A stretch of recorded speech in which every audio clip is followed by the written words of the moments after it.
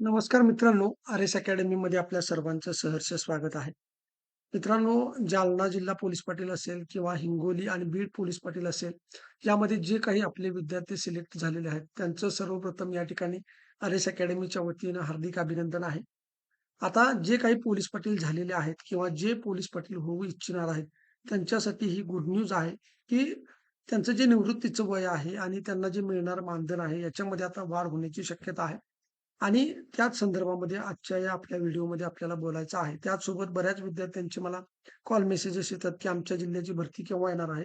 तर सद्यस्थितीमध्ये मित्रांनो, रायगड आणि कोल्हापूर जिल्ह्याची जी भरती प्रक्रिया आहे, ती लवकर येण्याची शक्यता आहे आणि त्याचबरोबर सर्व जिल्ह्यांच्या ज्या जाहिराती आहेत, त्या तुम्हाला या महिन्यामध्ये येताना दिसून येतील. त्यामुळे जे विद्यार्थी तयारीला लागले नसतील, त्यांनी पोलीस पाटील भरतीची तयारी चांगल्या पद्धतीने करायची आहे आणि रायगड आणि कोल्हापूर जिल्ह्याचे जे काही विद्यार्थी आहेत, त्यांनी लवकरात लवकर अभ्यासाला सुरुवात करायची आहे.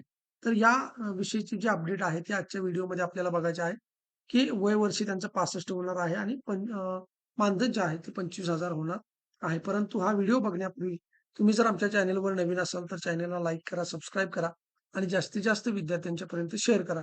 तर मित्रांनो बघा, ही जी खाली तुम्हाला न्यूज दिसत आहे, ही रायगड जिल्ह्यातली न्यूज आहे आणि याच्यामध्ये इथं जर तुम्ही बघितले तर बघा, निवृत्तीचे वय 65 करण्याबाबत शासनाकडून मागवलेला अहवाल आपल्या एस-पी कार्यालयातून सकारात्मक जावा, यासाठी जिल्हा अधीक्षक कार्यालयात माननीय अप्पर अधीक्षक अभिजित शिवतरे साहेब यांची भेट घेऊन निवेदन देण्यात आले. म्हणजे राज्य शासनाने जो काही अहवाल मागितलेला आहे, तो अहवाल आता प्रत्येक जिल्ह्यातून या ठिकाणी राज्य शासनाला सादर करण्यात येत आहे.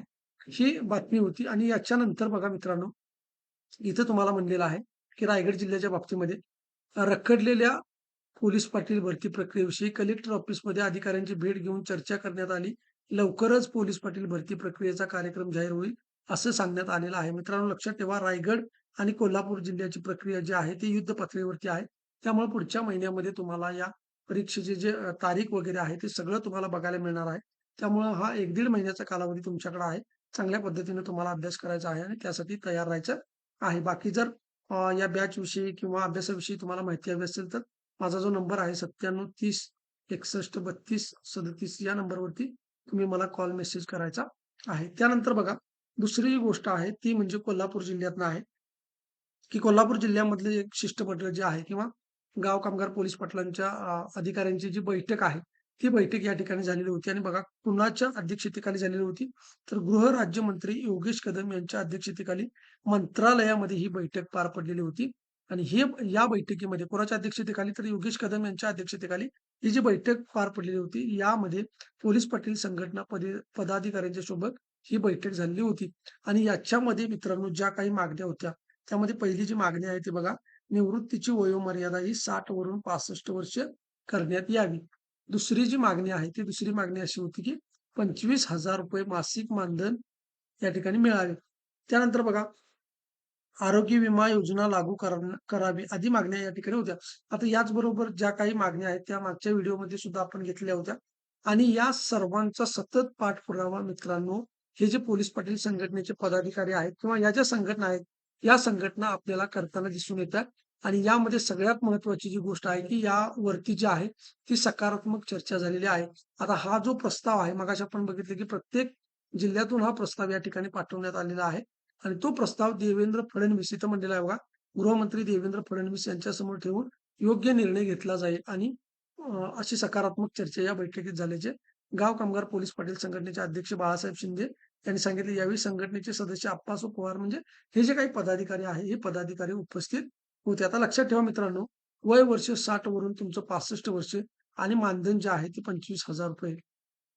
तर निश्चितपणे मित्रांनो, ही जी मागणी आहे, ही बरेच दिवस या ठिकाणी मागणी मांडली जात आहे आणि याच्यावरती आता गृहमंत्री आणि त्याचबरोबर जे मुख्यमंत्री आहेत देवेंद्र फडणवीस साहेब, तर हे आता आपल्याला या ठिकाणी सकारात्मक याच्यावरती आहेत.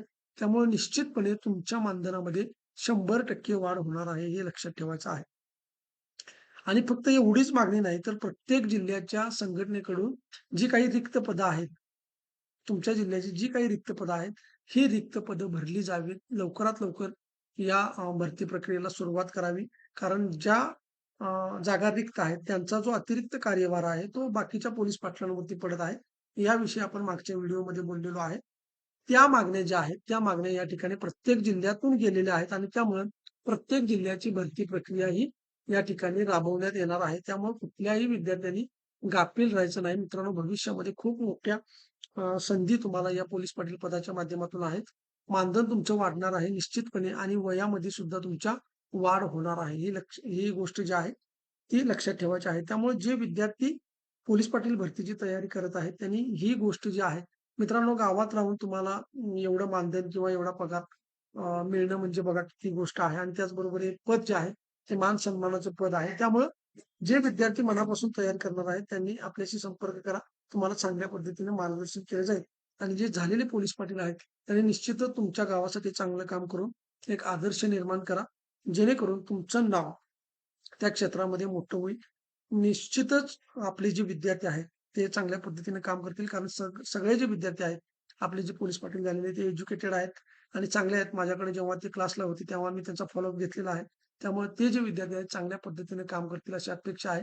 आणि निश्चित मित्रांनो, या ज्या मागण्या आहेत पोलीस पाटलांच्या, त्या मागण्या सर्व मान्य होणार आहेत. 100% जरी मित्रांनो या मागण्या मान्य झाल्या नसल्या, तरी म्हणजे समजा तुमचं जरी 25,000 मानधन झालं नसलं किंवा नाही झालं समजा.